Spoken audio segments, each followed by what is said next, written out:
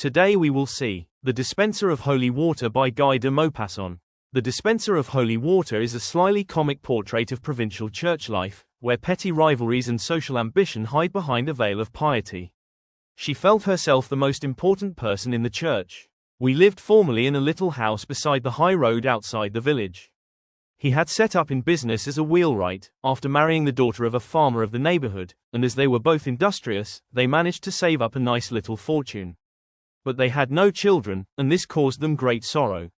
Finally a son was born, whom they named Jean. They both loved and petted him, enfolding him with their affection, and were unwilling to let him be out of their sight. When he was 5 years old, some mountebanks passed through the country and set up their tent in the town hall square. Jean, who had seen him pass by, made his escape from the house, and after his father had made a long search for him, he found him among the learned goats and trick dogs, uttering shouts of laughter and sitting on the knees of an old clown. 3 days later, just as they were sitting down to dinner, the wheelwright and his wife noticed that their son was not in the house. They looked for him in the garden, and as they did not find him, his father went out into the road and shouted at the top of his voice, "Jean!" Night came on. A brown vapor arose, making distant objects look still farther away and giving him a dismal, weird appearance. 3 tall pines, close at hand, seemed to be weeping. Still there was no reply, but the air appeared to be full of indistinct sighing.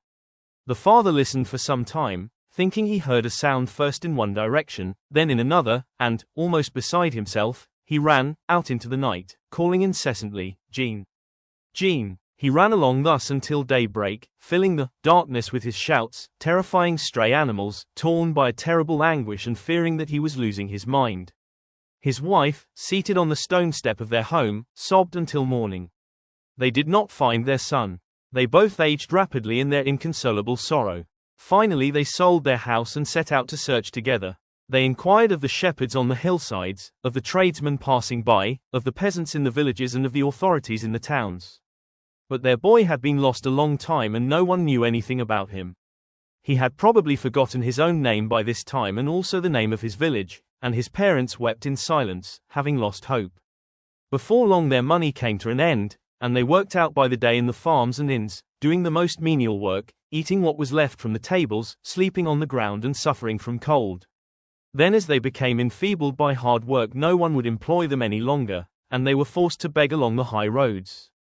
They accosted passers-by in an entreating voice and with sad, discouraged faces. They begged a morsel of bread from the harvesters who were dining around a tree in the fields at noon, and they ate in silence seated on the edge of a ditch.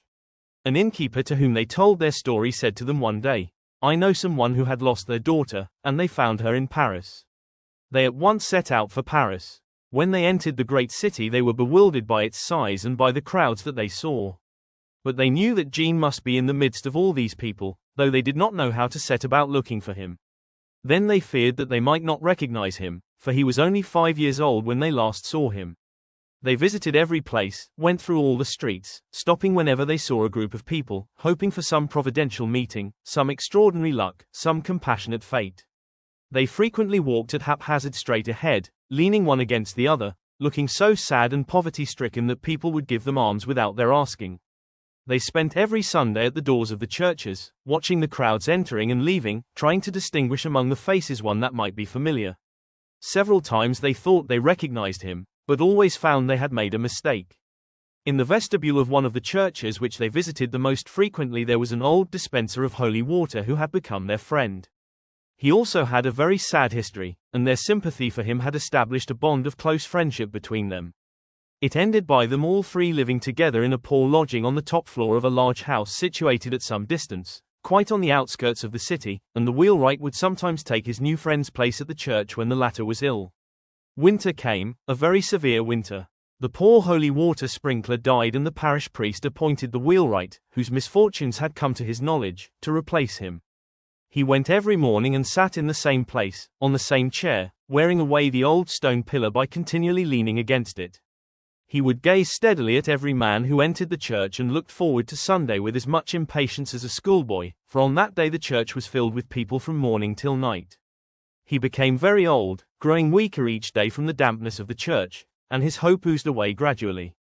He now knew by sight all the people who came to the services. He knew their hours, their manners, could distinguish their step on the stone pavement. His interests had become so contracted that the entrance of a stranger in the church was for him a great event. One day 2 ladies came in. One was old, the other young, a mother and daughter probably. Behind them came a man who was following them. He bowed to them as they came out, and after offering him some holy water, he took the arm of the elder lady. That must be the fiancé of the younger one, thought the wheelwright. And until evening he kept trying to recall where he had formerly seen a young man who resembled this one. But the one he was thinking of must be an old man by this time, for it seemed as if he had known him down home in his youth.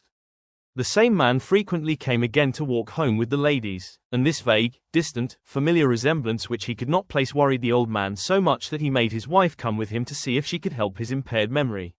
One evening as it was growing dusk the 3 strangers entered together. When they had passed the old man said, "Well, do you know him?"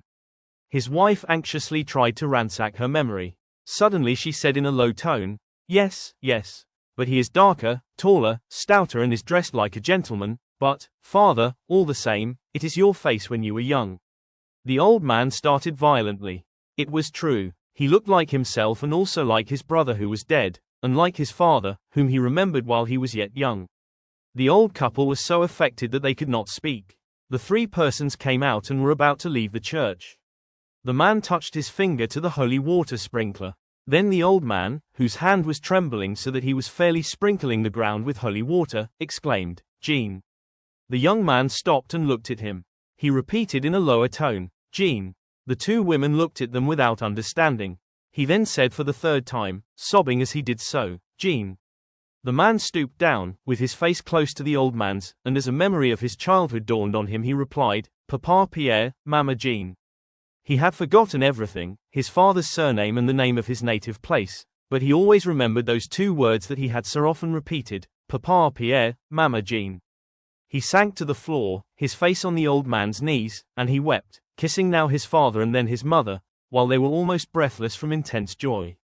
The 2 ladies also wept, understanding as they did that some great happiness had come to pass. Then they all went to the young man's house and he told them his history. The circus people had carried him off. For 3 years he traveled with them in various countries.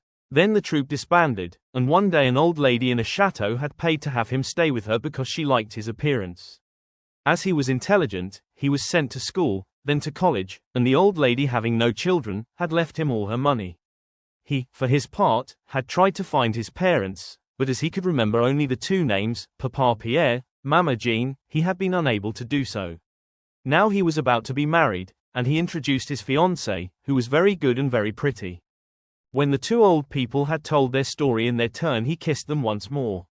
They sat up very late that night, not daring to retire lest the happiness they had so long sought should escape them again while they were asleep. But misfortune had lost its hold on them and they were happy for the rest of their lives.